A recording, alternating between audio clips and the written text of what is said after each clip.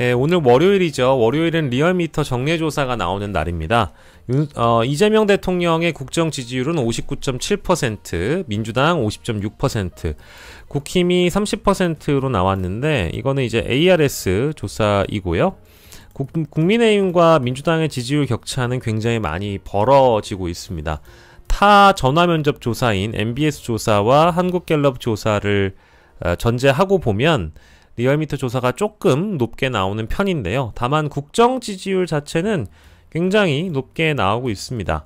뭐 아마 다른 전화 면접 조사 이런 것들을 감안한다면 앞으로 더 높아질 것 같긴 한데요. 당연히 정권 초기이기 때문에 대통령의 지지도와 여당의 지지도는 또 커플링이 되어 있어서 이거보다 더 높게 앞으로 나올 가능성이 매우 높다고 봐야 되겠죠. 예, 그래서 여론조사의 흐름은 아마 당분간은 매우 좋을 것이다. 물론 인사청문회에서 우리가 알지 못하는 부분들이 튀어나올 수도 있거든요. 그래서 변수가 일부 있지만 집권 초반이어서 김민석 후보자 총리 인준이나 여타 장관 후보자들의 인준, 특히 의원 출신들이 핵심적인 자리에 지금 들어가 있기 때문에 특히 법무부 장관이나 그렇죠, 행안부 장관이나 이런 자리가 워낙에 요직이고 핵심적인 자리여서 대통령의 국정 철학 중에는 당연히 검찰개혁도 동반돼야 되는 거여서 이걸 제대로 하려면 자신과 자신의 국정 철학을 잘 이해하고 있는 다선 중진들을 적절히 잘 활용하고 있다라고 보고요. 뭐 이따가 인선 얘기는 좀 추가적으로 더 하도록 하겠습니다.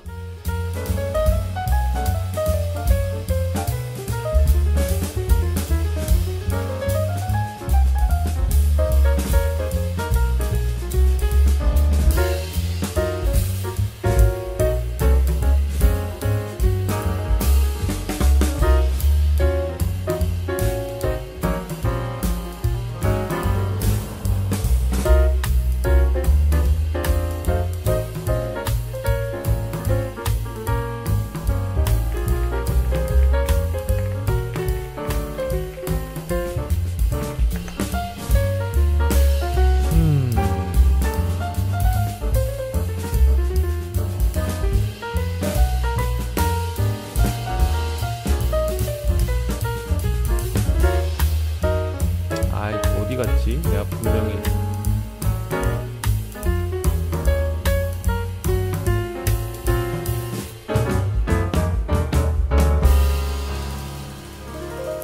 이제부터 인선 얘기를 좀 해보도록 하겠습니다. 어제 이제 발표가 됐죠. 저는 제 개인적으로 나쁘지 않은 인선이라고 보고요. 내가 2기라기보다는 두 번째 2차 인선이죠. 제가 말씀을 제대로 드리지 않아도 여러분들이 알고 계신 그대로 제가 혹시 잘못 얘기한 인사가 있으면 말씀해 주시면 좋을 것 같습니다. 어제 제 핵심적인 인물은 이 두 분인데요. 하마평에 오른 인물들이 그냥 다 지명이 됐다고 보시면 되겠습니다. 법무부 장관의 정성호, 행안부 장관의 윤호중 이렇게 되어 있는데요. 일단은요, 두 분 다 5선이고, 두 분 다 5선이고, 이제 특징이라는 거는 지금까지 이재명 정부에는 의원 출신 장관 후보자가 아마도 8명인가 9명인가 되죠. 그거는 필요합니다. 물론 의원들의 전문성이라는 것도 우리가 염두해야 되겠지만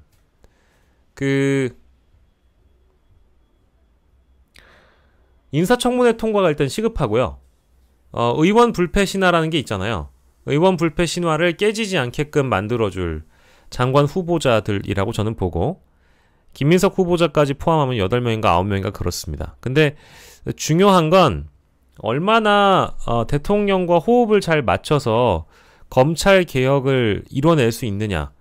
결과를 만드는 것이 제일 중요하잖아요. 예, 그래서 의원 출신들이 많은 것은 저는 뭐 큰 흠결은 아니라고 봐요. 큰 흠결은 아니라고 보고, 지금 김민석 후보자도 인사청문회가 이제 끝나서 앞으로가 더 중요한 상황이 됐기 때문에 지금의 여당이 너무 무력하죠. 지금의 야당이 너무 무력하죠. 국민의힘 자체가 너무 무력하기 때문에 정은경 보건복지부 장관 후보자의 경우에도 뭐 마스크 관련 회사의 주식을 배우자가 매입을 했네 마네 해서 그런 이해충돌 논란이 있었는데, 그거 정도는 충분히 뛰어넘을 수 있다라는 생각을 대통령도 하는 것 같고요. 대통령실도 그렇게 바라보고 있는 것 같습니다. 그래서 오늘은 복지부 장관으로 지명된 정은경 전 질병관리청장에 대한 이야기는 안 해도 될 것 같아요. 모기가 있지? 뭐야 이거? 깜짝이야. 네, 그래서 정은경 청장 얘기보다는 이 두 사람에 대한 이야기를 더 많이 하게 될 것 같은데, 네. 그래서 정은경 청장도 청문회에서 상세히 말씀을 드리고 설명을 하겠다라고 하니까 이제 그거는 좀 우리가 지켜봐야 될 것 같아요. 근데 중요한 건 제가 몇 명을 언급을 할 텐데, 자, 최첨단 시스템을 자랑하는 박영식의 하얀 칠판 메모장 다시 등장했습니다. 자, 여러분들과 함께 써가면서 도로도로 얘기하겠습니다. 2차 인선 주목 포인트 무엇이냐? 검찰 개혁은 누가 하는 걸까? 이렇게 보면 법무부 장관 일단 들어가죠. 민정수석 들어갑니다. 그리고 민정비서관도 있죠. 예, 그리고 행안부 장관을 왜 검찰 개혁에 껴넣냐? 이거 끝까지 들어보시면 알 수 있을 것 같습니다. 사법제도 비서관 정도? 이렇게 보면 될 것 같은데, 요 정도 라인이라고 보고, 검찰 인사와 관련돼서는 법무부 차관하고 검찰국장 정도로 보면 될 것 같습니다. 근데 이제 얘네들은 대부분 이제 검찰 출신들이 많이 하죠. 근데 지금 여기 제 이름을 까먹었는데 대검 부장 했던 사람이 여기 있죠. 그죠? 형사부장 아닌가 여기가? 대검 형사부장이 법무부 차관으로 들어가 있고, 검찰국장은 아마 검찰 출신이 되겠죠. 자, 그러면 법무부 장관은 여기 지금 정치인 출신인, 또 까먹었어. 나 요즘 기억력이 안 좋아요. 예, 빨리빨리. 자, 아이씨. 야, 빨리빨리. 아이씨, 너 이름 맨날 까먹어.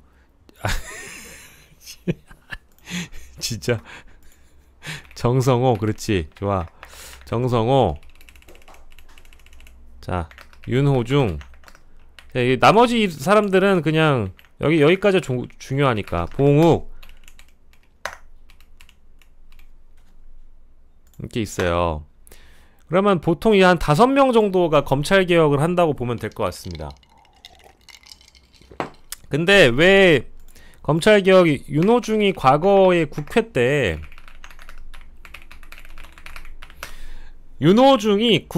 검수완박을 내걸고 통과시킨 사람이 윤호중이에요. 그래서 윤호중을, 조선일보가 바라봤을 때 윤호중을 강경론자라고 봅니다. 근데 재밌는 건 뭐냐면 법무부 장관 정성호를 뭐라고 보냐, 강경론자의 반대말을 온건주의자로 볼까요? 아니면 안정감 있는 인사? 이렇게 표현하는 것 같아요. 그래서 조선일보가 조선일보왈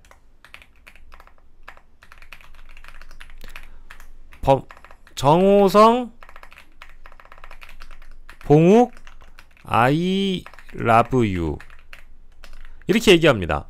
그래서 약간 좀 언론의 평가가 갈리는데, 법무부 장관과 행안부 장관은 이번 검찰 개혁의 쌍두마차가 될 것이다라고 보는 게 맞고요.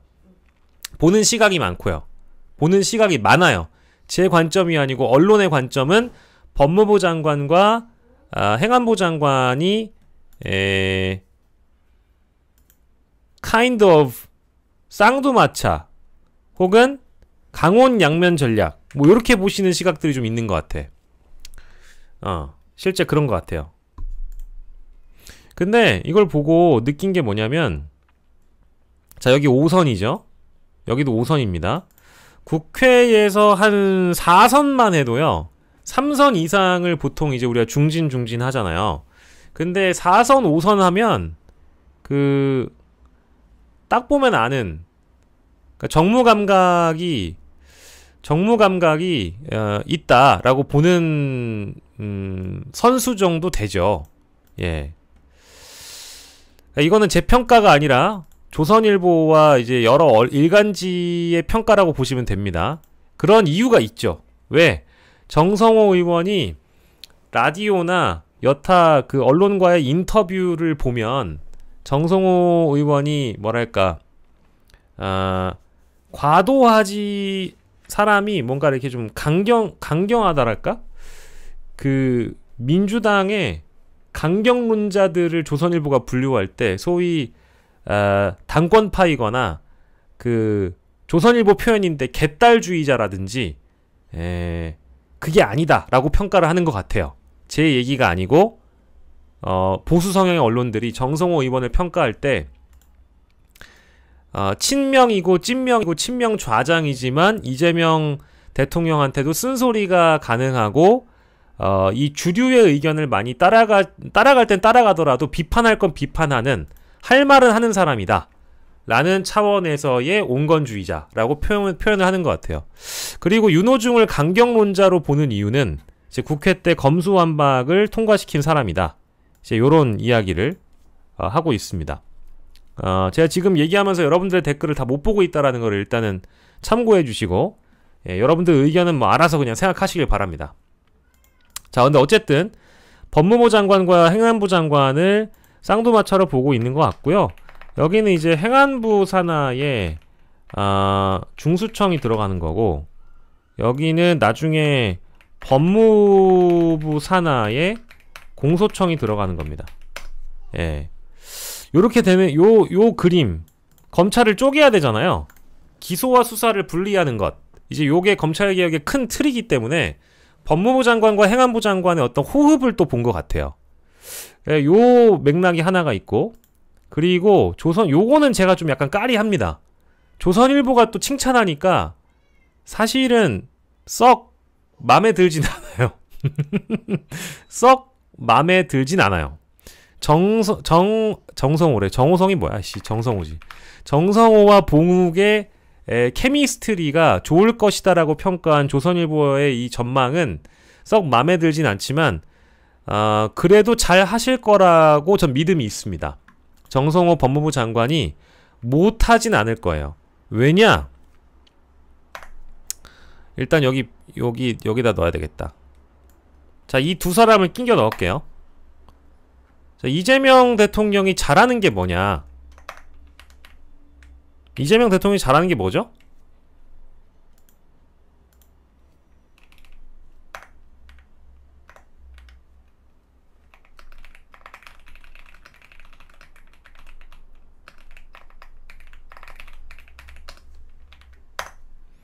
자, 법무부 차관, 검찰국장 다 공무원이죠? 이재명 대통령이 제가 잘하는 걸 봤을 때 전직 국무위원들이든, 그러니까 윤석열의 국무위원이든 윤석열의 공무원이든 누군지든 간에 저는 공무원들을 굉장히 다루는 데는 도가 텄다고 봐요. 그래서 이미 뭐 경기도지사나 성남시장을 하면서 공무원을 제대로 다뤄봤기 때문에 공무원을 어떻게 쓰느냐에 따라서 행정력의 차이가 난다는 걸 아는 사람이죠.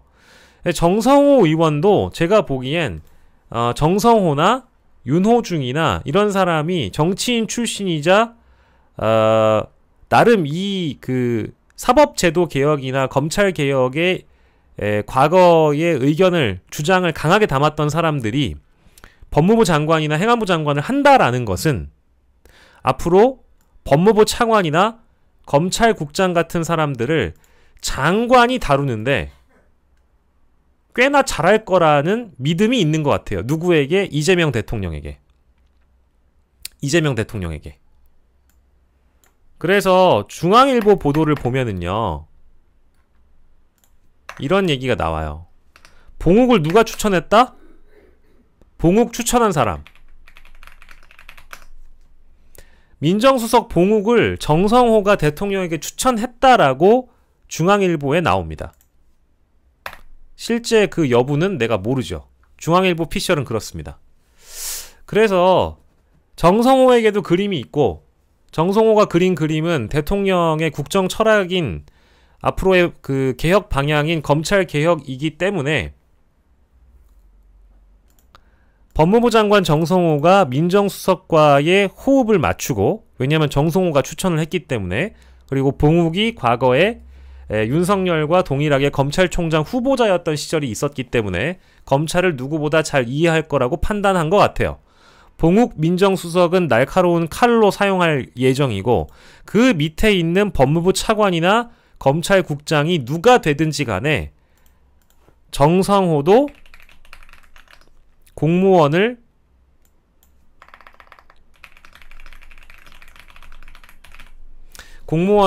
자신처럼, 이재명 대통령 본인처럼 잘 다룰 수 있다라는 믿음이 대통령에게 있는 것 같습니다.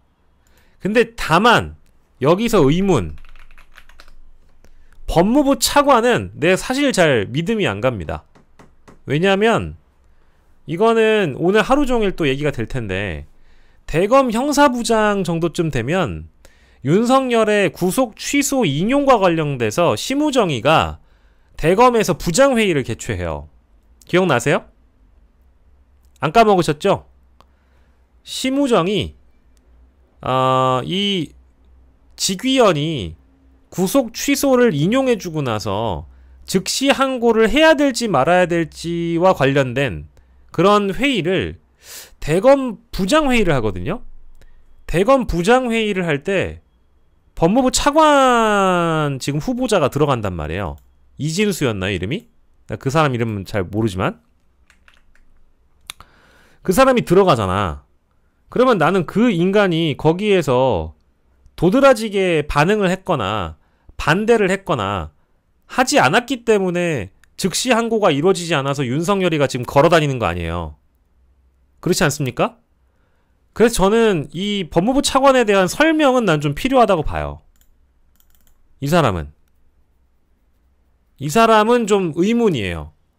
이준수인지 이진수인지에 대해서 박은정 의원이 뭐 반발한다잖아요. 나는 사실은 이번 대통령의 인선을 가지고 최강욱 의원님이나 박은정 의원님이 이제 외부에서 긴장감을 부여해 주시는 건 전 좋다고 봐요. 견제하고 비판하고 감시하는 거 필요하죠. 저 사람은 윤석열 묻었어, 저 사람은 내란 묻었어 라고 검찰 내부 인사에 대해서 어떤 인물을 임명하든지 간에 걱정된다, 견제해야 된다, 이런 얘기를 하시는 건 전 필요하다고 봅니다. 제 의견은 그렇거든요. 필요하거든요. 근데 그걸 너무 과도하게 신경 쓸 필요는 없고, 대통령 인사권은 뭐 대통령이 알아서 하는 것이기 때문에. 근데 제가 의문인 건, 즉시 항고와 관련돼서 대검에서 회의할 때 원 오브 댐이었던 대검 형사부장이 법무부 차관으로 간다? 결국 윤석열 묻은 사람 아닐까? 결국 내란에 동조한 사람 아닐까? 이런 생각이 드는 거예요. 법무부에서 인사를 할 때 도장 찍고 최종 결정권자는 대통령이 결재해주지만 법무부 장관이 결국 인사를 다 하거든요. 누구와 함께? 법무부 차관, 검찰국장, 이 사람들과 다 합니다. 이 두 사람이 핵심이라고 봐야 되겠죠. 검찰국장과 법무부 차관이 검찰 인사와 법무부 인사를 다 하는데, 이 사람들이 윤석열이 묻었다라고 한다면 전 조금 의문이 있고, 하지만 그렇다고 하더라도, 그럼에도 불구하고 아까 말씀드린 대로 저는 정성호 의원이 법무부 장관으로 가시면 이재명의 인사 스타일을 그대로 아마 유지할 가능성이 크다. 즉 과거에 윤석열이 조금 묻었다고 하더라도 공무원들을 휘어잡는 리더십이 정성호 의원에게 있기 때문에 민정수석 봉욱과 함께 검찰 인사나 검찰 개혁을 하는 데는 적임자라는 판단이 이재명 대통령에게 있었을 것이다. 요게 정성호에 대한 이야기.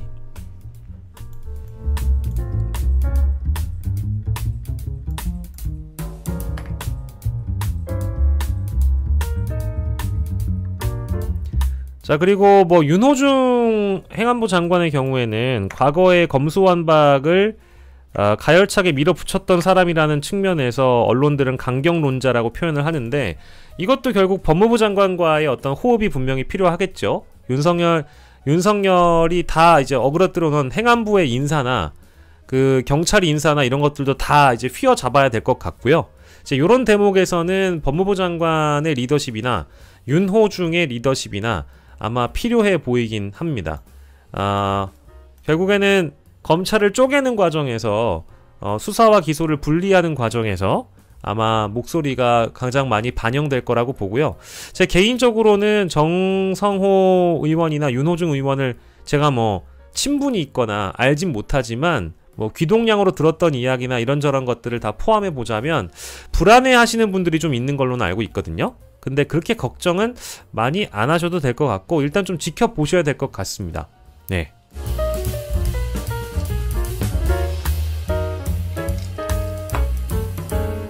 누가 하더라도 일단 지금은 빠르게 부처를 장악하는 것이 중요하고요. 인사청문회를 안전하게 통과해서 바로 장관직을 수행하는 것이 중요합니다. 그리고 아까 말씀드린 뭐 민정비서관의 경우에는 여기가 이제 이태형 변호사인가? 이름이 이태형이었나? 아무튼 이태형 변호사일 거예요. 여기도 이재명 대통령이 굉장히 신이 많은 사람으로 알고 있고요. 예. 사법제도비서관은 로스쿨 교수가 하시죠. 아주대학교 로스쿨 교수가 하고요. 그래서 검찰개혁을 할 사람들이 법무부 장관, 뭐 민정수석 정도, 그리고 민정비서관, 행안부 장관, 사법제도비서관인데 중진정치인 장관 2명과 검찰 출신 민정수석 1명, 변호사 출신 민정비서관 1명, 교수 출신 사법제도비서관 1명 이렇게 되어 있습니다. 그래서 요 5명을 우리가 보면 골고루 잘 분포가 되어 있다라고 봐야 될 것 같아요. 중요한 건 이제 제일 중요한 게 이제 검찰을 제일 잘 아는 사람이 이 5명 중에 이분일 거 아니겠어요? 봉욱 변호사, 봉욱 아저씨가 얼마나 날카로운 칼이 잘 되어 주느냐, 그리고 장관과 호흡을 얼마나 잘 맞춰 주느냐, 이제 이런 대목이 필요하겠죠.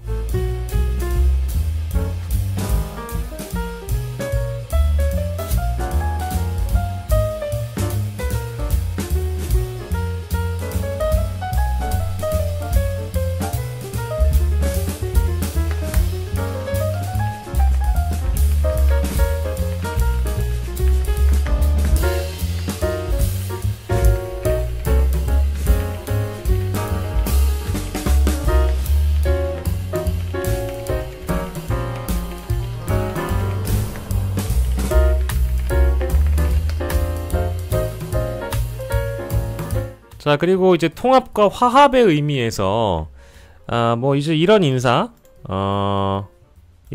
보이죠.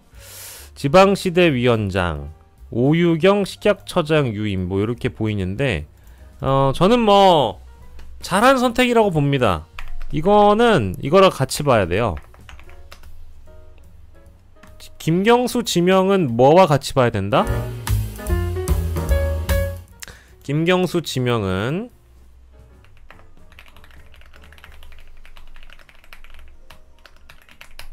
요거와 같이 갑니다. 뭐 물론 이제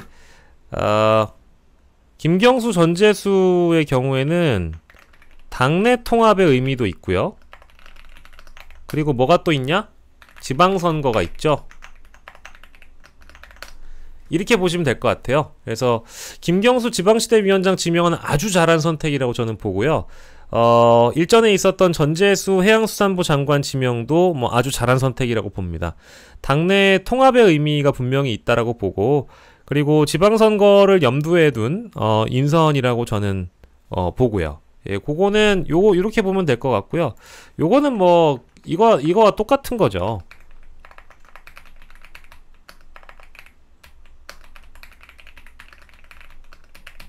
이것과 더불어서 보는 거기 때문에 윤석열 정부 출신이어도 역량 있으면 오케이, 이렇게 보면 되겠습니다. 그래서 요 정도로 볼 것 같고요. 마지막으로는 사실은 그 제일 언론에서 주목하고 있는 게 기재부 장관하고 교육부 장관이죠. 경제부총리, 사회부총리, 여기는 이제 전문가들이죠. 경제부총리는 뭐 이제 AI 강조하셨던 분이 또 들어가신 거고, 관료 출신이고, 뭐 국무조정실장까지 하셨던 분이기 때문에 굉장히 잘하시는 분이라고 보고, 사회부총리의 경우에도 뭐 논란이 없진 않습니다. 이제 충남대 총장을 하실 때 뭐 소녀상과 관련된 논란 뭐 이런 게 있었던 걸로 기억을 하는데, 이분의 그 교육과 관련된 기조나 과거에 말씀하셨던 그런 내용들을 보면 사교육보다는 공교육 강화에 좀 방점이 찍혀 있다라고 보는 경향들이 많은 것 같아요. 근데 요거는 이 시간에 뭐 길게 설명하기에는 제가 조금 시간에 좀 후달려 가지고 요 정도로만 하고, 아마 앞에서 얘기했던 요런 내용들로 봤을 때 지금까지 대통령은 친명만 골라 쓰는 회전문 인사를 하지 않고 있다. 결론은 대충 이렇게 될 것 같습니다.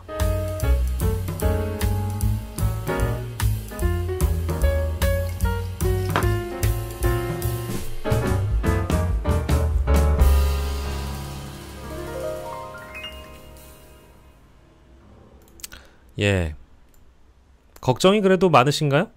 저는 뭐 여러분들 크게 또 이렇게 걱정하지 않으셔도 된다고 제 개인적으로 보는데, 예, 걱정이 각 커뮤니티를 좀 두루두루 보니까 그래도 걱정하시는 분들이 많이 있는 것 같아요. 예. 그래도 다 생각이 있는 것 같습니다. 맨 처음에는 약간 좀 또 검찰 출신이고 뭐 가령 김현장 출신이고 이런 부분에 대해서 색안경을 끼고 보긴 했는데, 우리가 내부의 상황을 어느 정도 잘 알고 있는 인물에게, 사람에게 그 직역에 맞게끔 하는 게 좋을 것 같고요. 다만 오늘 이제 포인트라기보다는 제가 좀 걱정되는 건 뭐 이 사람 정도? 그리고 뭐 나중에 이게 누가 될지 모르겠지만 뭐 이 사람 정도? 이 사람 정도?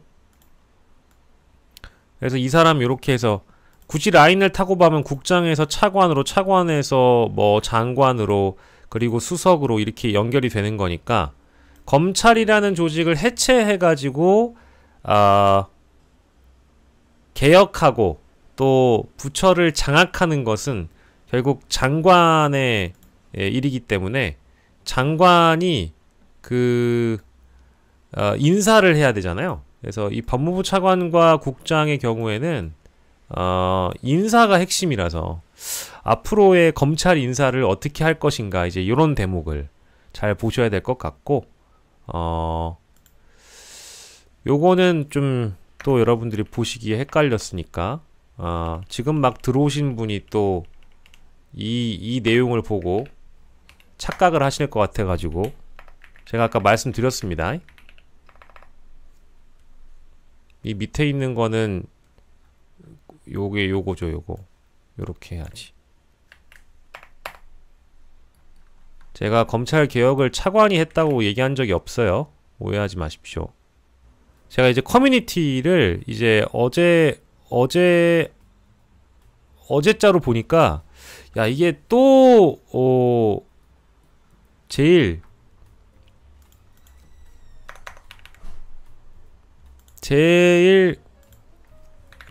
걱정하는 사람은 누구인가? 정성호, 윤호중, 법무부 차관, 민정수석. 이 4명으로 좀 좁혀지는 것 같아요.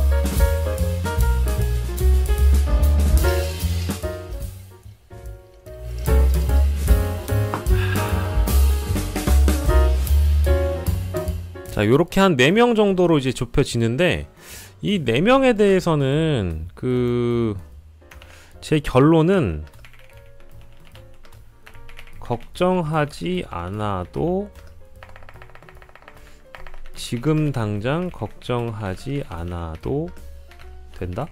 뭐 요정도. 저 좀 약간 나이브해지겠습니다.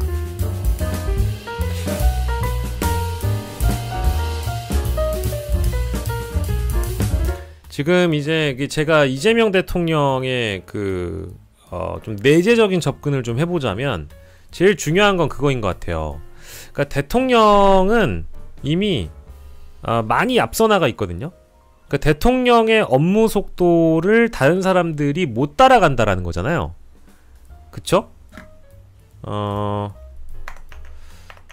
걱정하시는 분들은 이재명식 사고를 해봐라 는 게 어떨까? 이겁니다. 걱정을 많이 하시는 분들은 이재명식 사고를 한 번쯤 해보는 게 좋다. 왜냐하면 대통령실은 그동안 인사적체, 업무적체가 있었잖아요. 대통령의 속도를 참모나 직원, 공무원들이 못 따라가는 게 현실. 그러니까 이거죠. 대통령은 이미 많이 앞서가고 있고, 대통령은 하고 싶은 일이 막 이만큼 이제 많고 쌓여 있는데, 이거를 지시했을 때 바로바로 할 수 있는, 이게 반영될 수 있는 이제 이런 장관, 지금 총리도 공석이잖아요. 총리도 공석이고 장관 자리도 다 공석이잖아요.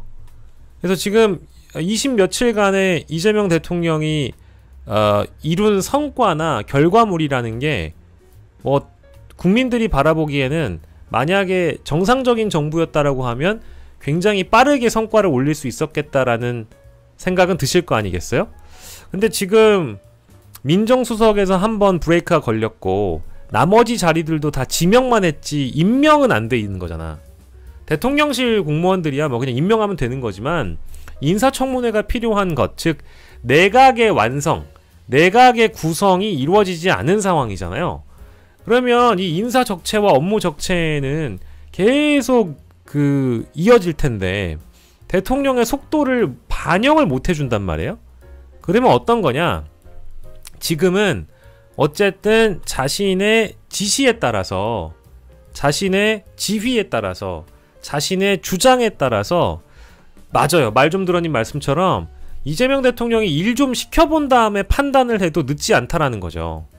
아유, 장관 자리에서 뻗대면 어떡합니까? 장관 자리에서 개기면 어떡합니까? 임기가 있는 자리인데 만약에 못 나간다고 뻗팅기면 어떡합니까? 뭐 민정수석이 검찰개혁 말아먹으면 어떡합니까? 걱정하고 우려하고 의심하고, 당연히 이제 민주시민의 기본적인 소양이죠. 근데 여러분들 보세요. 집권 1년차 대통령이 못할 게 있습니까? 집권 한 달짜리 대통령이 대한민국에서 못하는 게 있을까요? 집권 반년 된 대통령이 대한민국에서 못하는 건 없어요. 없습니다. 그리고 제가 이 말씀을 드리는 전제는 문재인 전 대통령이 무능했다라고 얘기를 하려고 하는 게 아니고, 저는 그런 식으로 이전 정부와 현 정부를 갈라치지 않아요. 저는 문재인 정부가 잘한 것도 있다고 봅니다. 근데 문재인 정부가 소위 무능했던 부분도 있죠. 문재인 정부가 무능했던 부분도 있어요. 그리고 평가가 잘못되고 선택이 잘못돼서 말아먹은 부분도 있겠죠. 근데 그거는 이재명 정부와 문재인 정부는 확실히 다른 정부이고, 문재인 정부와 이재명 정부의 차이는 과거 정부의 실패를 답습하지 않겠다라는 게 전제란 말이에요. 그 전제로 제가 말씀을 드리는 겁니다. 그 전제를 하고 보면 이재명 정부의 반년은 과연 이재명이 못하는 게 있을까요? 없다니까요. 그래서 장관을 잘못 지명했어. 민정수석을 잘못 지명했어. 그 자리에서 버틸 수 있을까요? 버틸 수가 없는 거죠. 저는 뭐 여러분들이 쓰시는 이른바 그런 비판적인 표현처럼 뭐 문재인이 어땠다, 문재인 전 대통령은 어떤 인물이었다라고 딱 규정하진 않아요. 문재인 전 대통령도 그때 당시에 잘한 부분이 있고 못한 부분이 있어요. 공과라는 건 분명히 존재하는 겁니다. 코로나 대처를 못했나요? 문재인이 코로나 대처를 아예 못했습니까? 그건 아니잖아요. 그랬으면은 지금 정은경 청장을 이재명 대통령이 쓸 수가 없죠. 일정 부분 문재인 정부 당시에 코로나를 잘 대처했다라는 어떤 성과를 계승하는 측면도 있는 겁니다. 그죠?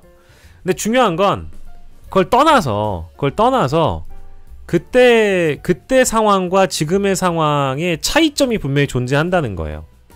문재인의 실패를 이재명 대통령이 반복하지 않기 위해서는 지금 더 잘해야 되기 위해 지금 자신의 권한을 아주 적절히 저는 활용할 거라고 봅니다.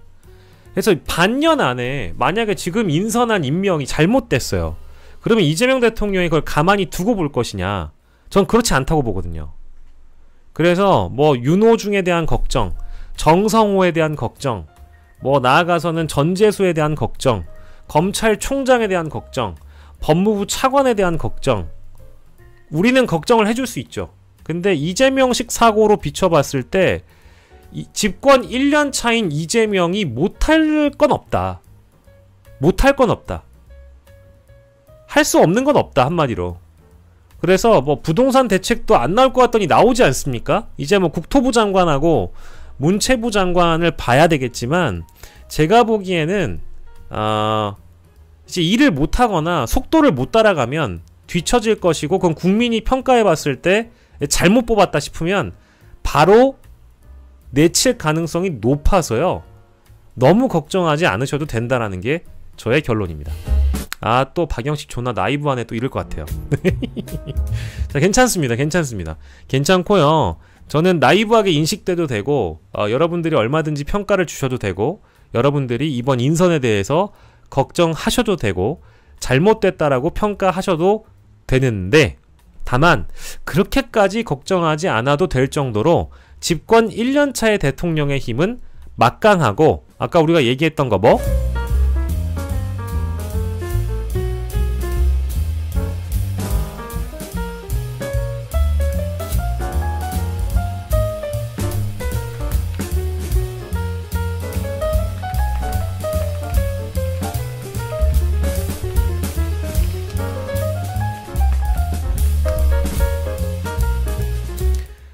부처를 어떻게 장악하고 공무원을 어떻게 다루는지에 따라서 행정력의 차이가 발생한다. 행정력의 차이가 발생하고 그 차이에 따라 성과가 결정되는데, 공무원을 어떻게 다루는지에 따라서 성과는 다르다. 그걸 알고 있는 사람이잖아요. 그래서 장관 인선도 그거에 맞게끔 아마도 자신과 유사한 관점과 기조를 갖고 있는 장관 후보자들이 부처를 장악하기를 바랄 것이다. 그리고 국무회의 가서 장관들 털리는 거 보셨죠? 앵간한 질문으로는 안 된다고요. 여러분들 이미 눈에 드러나지 않습니까? 제가 누구라고 말은 안 하겠지만 그 타운홀 미팅 가가지고 지자체장들 답변하는 거 보세요. 응? 여러분, 타운홀 미팅 가서 대통령 질문에 어버버 하는 거 보시라고. 국무회의를 하는데, 수석 보좌관 회의를 하는데 어물쩡하게 답변했다가 어떻게 될지 다 보지 않으셨습니까? 그러지 않아요? 그래서 이게 이제는 대부분의 언론 브리핑이나 대부분의 이제 정부의 그 행정이 공개 영상으로 다 일일이 이제 대중에게 공개가 되는데 그 자리에서 잘못 대답을 하면 지방선거에서 살아남을 수 있을까요? 아니면 다음 자신의 자리가 있을까요? 아니죠. 이번에 장관으로 갔는데 장관에서 제대로 못하면 민주당 당원들이 그 장관직을 허투루 했던 사람에게 또다시 기회를 줄 수 있을까요? 저 그거 아니라고 보거든요. 이게 너무 뭐 이제 이재명을 믿어서 하는 얘기냐가 아니고 이거는 뽑힌 이후에 지난 3, 4주를 지켜봤을 때 대통령이라는 사람이 어떻게 공무원들을 다루고 있는지를 제가 느껴서 하는 말씀입니다. 지금 당장 장관 지명돼서 장관 자리에 올라가면 국회의원 이력으로 끝나는 게 아니라 이제는 장관까지 역임했던 정치인이 되는 거니까 뭐 지금 당장은 좋을 수 있겠죠. 근데 성과가 안 나잖아요.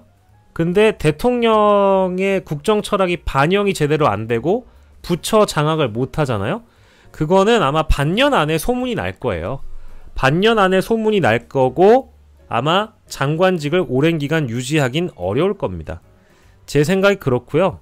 아마 유지한다고 하더라도 그거는 국민들이 그대로 내버려 두지 않을 거예요. 전 그렇게 봅니다. 그러니까 너무 걱정하지 않으셔도 돼요.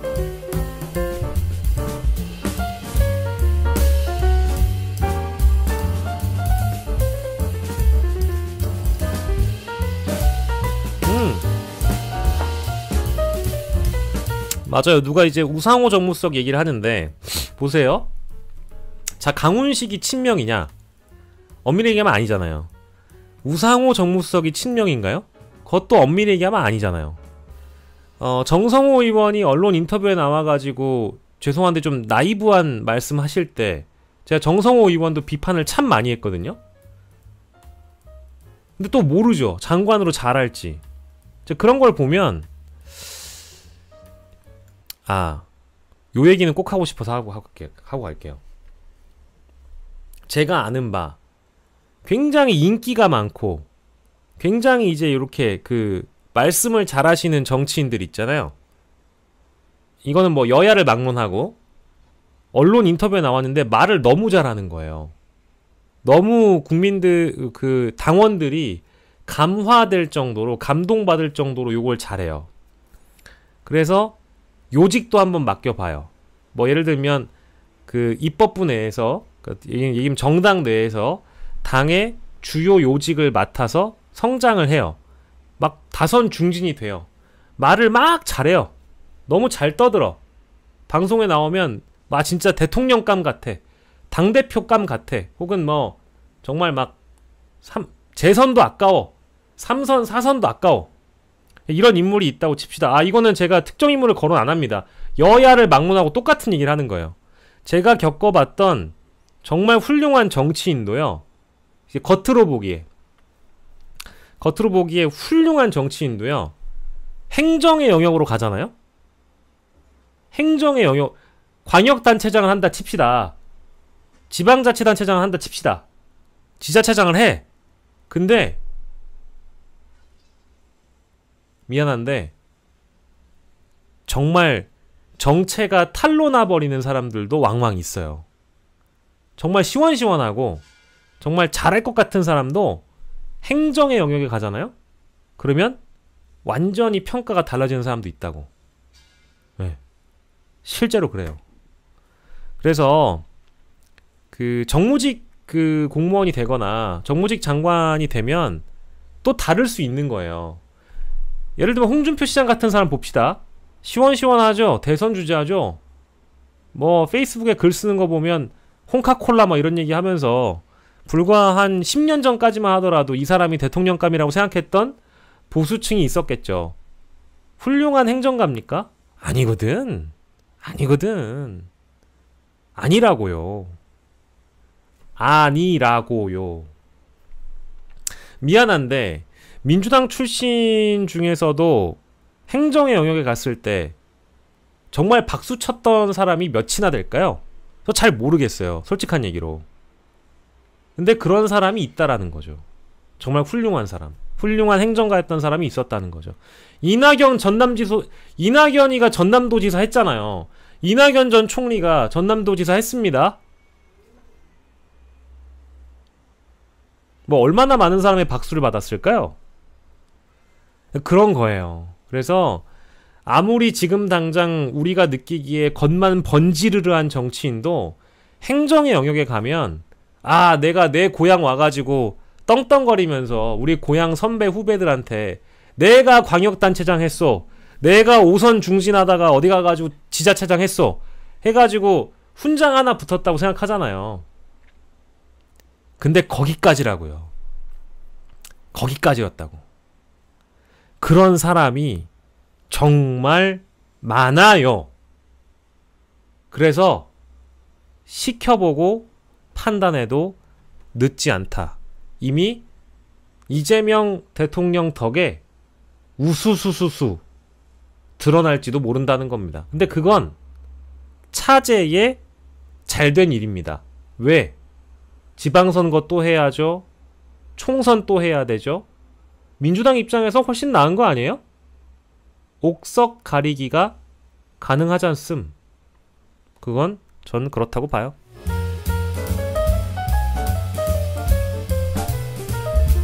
자, 보세요. 윤석열 정부 때 한 자리씩 했던 사람들 평가 다 됐죠? 윤석열 정부 때 이런 자리 저런, 여당 프리미엄, 그러니까 이제 집권 여당의 프리미엄은 참 많습니다. 대통령이 자리를 막 나눠준단 말이야.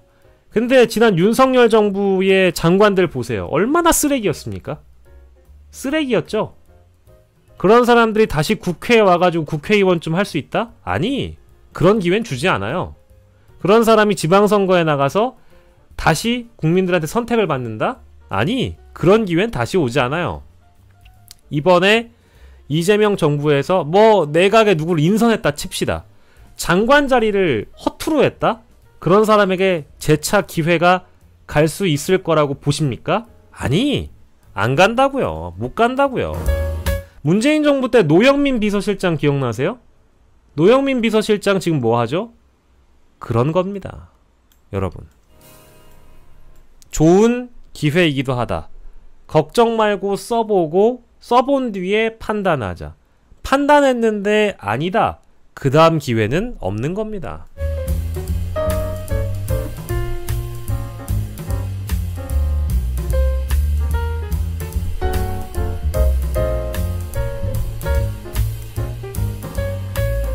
그렇지. 그렇지. 고랭지 심혜연님. 아마 닉네임이 안 보여서 그렇지만 콧구멍 2개님. 말씀이 딱 맞죠. 우리는 뉴 노멀 시대로 온 겁니다. 아니, 윤석열과의 비교해서의 문제가 아니야. 이건 윤석열과 윤석열 정부와 지금의 정부를 비교해서의 문제가 아니고요. 지금 여론조사가 얘기하고 있는 TK와 PK와 60대와 70대가 왜 이재명 대통령에 대한 지지도가 우리 기대 이상보다 예상 밖으로 높은 건지를 봐야 돼요. TK와 6070에서 지난 대선에서 김문수를 뽑았던 사람들이 왜 이재명이 그저 그럴듯 잘 하는 것 같네? 라고 평가하게 되겠습니까? 여야를 떠나서 행정이라는 건 그런 겁니다.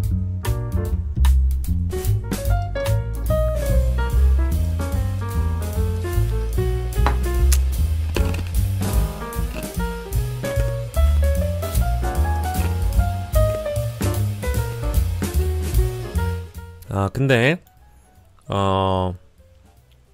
또 모르죠. 이렇게 얘기를 했지만 또 우리가 생각했던 다른 결과가 나올 수도 있는 거고 모릅니다. 일단 인사청문회를 보시고 국민들이 평가하게끔 열어놔야 될 것 같아요.